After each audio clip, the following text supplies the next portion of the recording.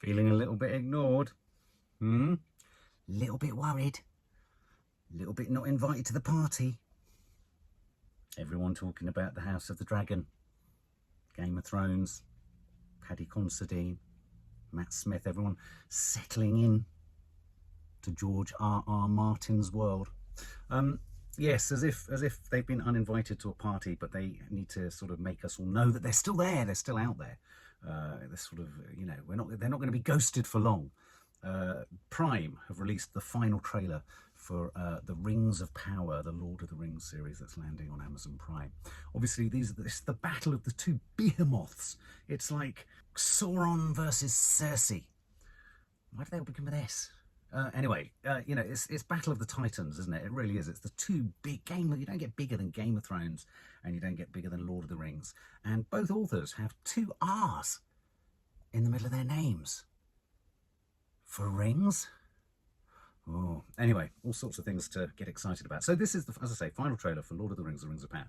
We've been on a bit of a journey with this. The first ever teaser, I was massively underwhelmed by. It felt too CGI, too,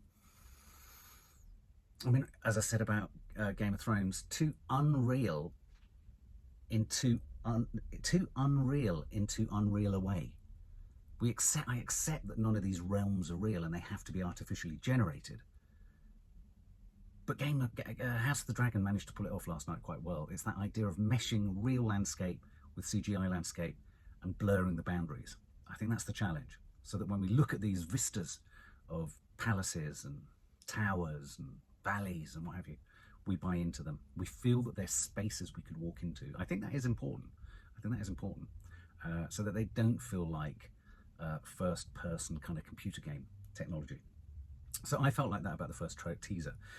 Then a couple of trailers sort of came along and it got a bit more exciting. I felt we were getting characters a bit more.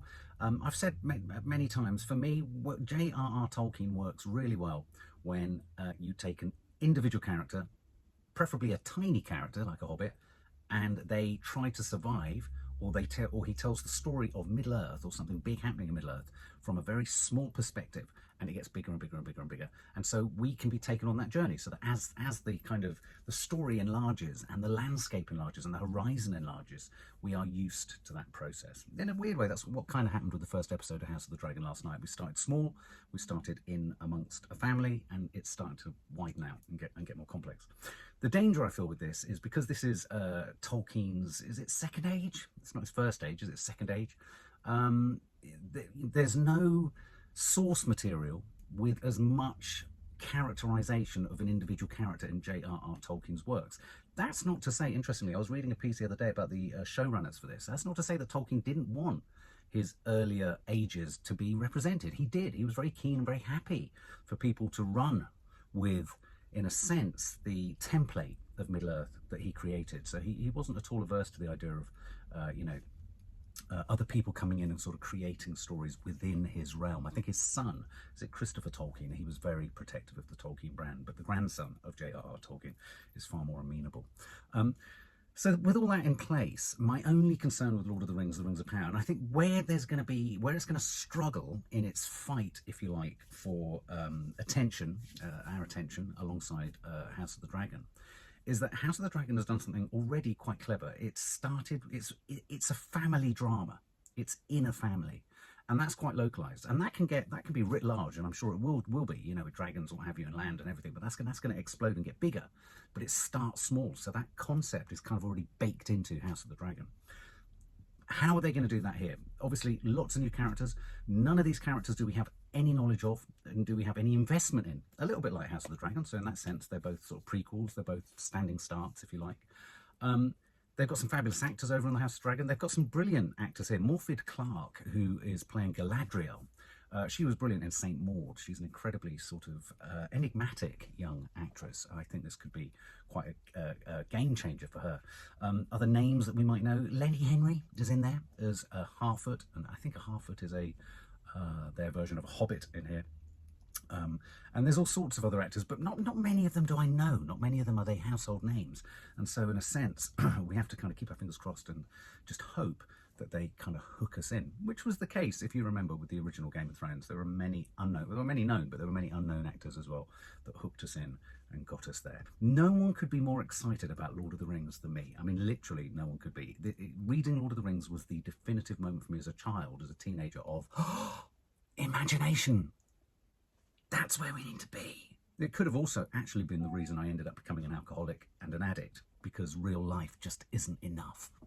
I genuinely believe that. I sometimes worry that fantasy opens up portals in the mind that once they're opened, you can't close them, and we're forever chasing those fictional realms and experiences. Honestly, there's a thesis to be done. The connection between J.R.R. Tolkien and addiction.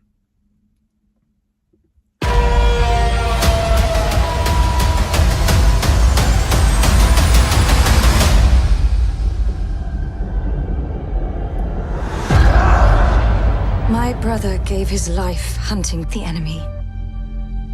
His task is now mine. Speak your truth.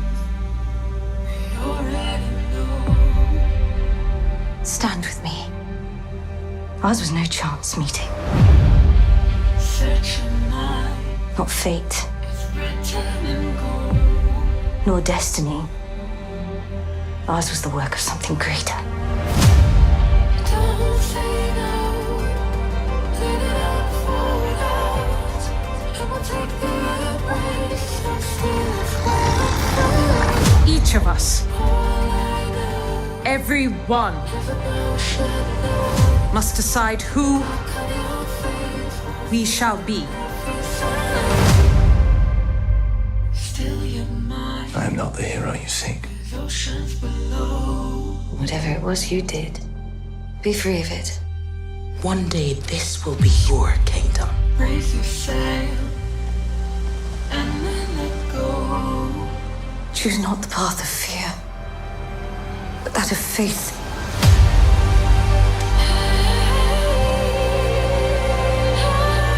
One thing we can do, better than any creature in all Middle-earth, we stay true to each other with our hearts even bigger in our feet.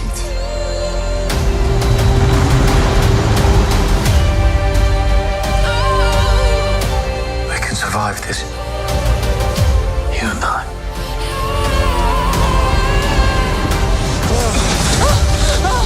Commander! Wait! No, we keep moving. Why do you keep fighting? There is a tempest in me.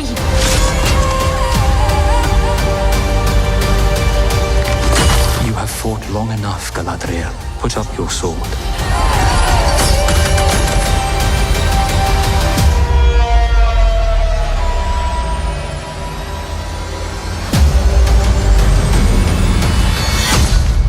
Without it, what am I to be?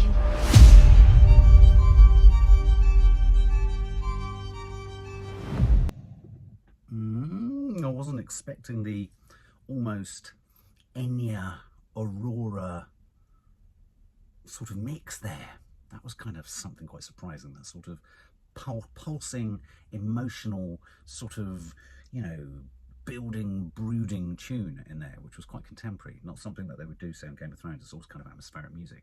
I think I can see what they're trying to do there. There's lots of different dwarfs, half-orcs, other sort of human kind of communities, tribes.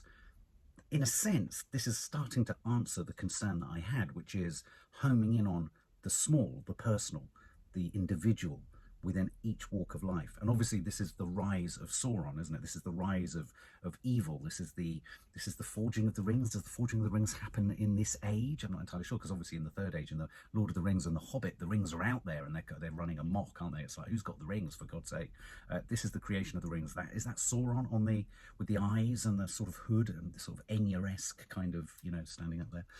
So in a sense, you're getting a multi-perspective take on this era from all these different kind of cultures, if you like, many different cultures and many different tribes. And maybe what we're going to see here is a sort of multicultural Middle Earth. And we're going to get to know many individuals intimately within these cultures. I can't remember how many episodes there are. I mean, it's an enormous amount of effort gone in, and I don't know. I'm almost worried that 10 episodes isn't going to be enough to get anywhere. So I mean, obviously they're hoping to do 3 series, aren't they? But that will be based on the success of this. Yeah, I'm kind of there. There's something it reminded me of walking into a sort of fairy shop in Glastonbury and the music playing. And if I was to put my face right up against a glass cabinet with all the fairies and the dragons and everything and did that a lot, it kind of looked like that a bit. Not feeling it's rugged or real. I'm not feeling a sense of tangible kind of like I did with House of the Dragon, but maybe that'll change once we're in it. Maybe one will feel that one could be in. I think one of the aspects of fantasy that's really important is the ability to think, in our imagination, what if I was in that world? What would I do in that world? Who would I like to be in that world? So accessibility is interestingly an important part of it for me. What do you think though, guys? Are you excited about that?